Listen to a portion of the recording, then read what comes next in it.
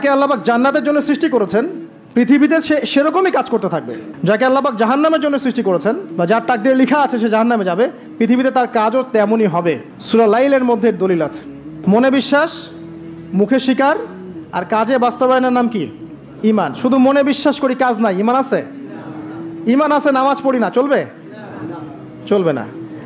এখানে দুইটা দল আছে, ভালো করে বোঝেন এই জায়গাটা। এক দল হচ্ছে মনে করে জাস্ট মুখে লা ইলাহা ইল্লাল্লাহ একবার বললেই জান্নাত। কথা বুঝতে পারছেন? এদেরকে বলা হয় মুরজিয়া। কি বলা হয়? মুরজিয়া, মানে শৈথিল্যবাদী। আরেক দল আছে যারা মনে করে মানুষ কবিরা গুনাহ করলেই কাফের হয়ে যায়, এদেরকে বলা হয় খারেজি। কি বলা হয়? খারেজি। পৃথিবীতে যত দেশে দেশে এই যে জঙ্গিবাদ ছড়িয়ে পড়েছে, এর মূল আকীদা হচ্ছে এই যে খারেজি আকীদা।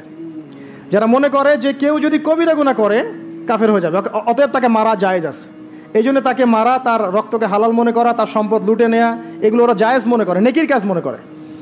এটা খারেজি আকীদা। আর মাঝখানের আকীদা হচ্ছে আহলে সুন্নাহ ওয়াল জামায়াতের আকীদা। সেটা হচ্ছে মনে বিশ্বাস, মুখে স্বীকৃতি, ঠিক আছে, এটা বেস। আর কাজ হচ্ছে ফুরু বা শাখা। কাজ করতে গিয়ে কারো ভুল ত্রুটি ভালো মন্দ হতে পারে, যদি কেউ কবিরা গুনাহ করে ফেলে তার জন্য তওবার দরজা খোলা আছে।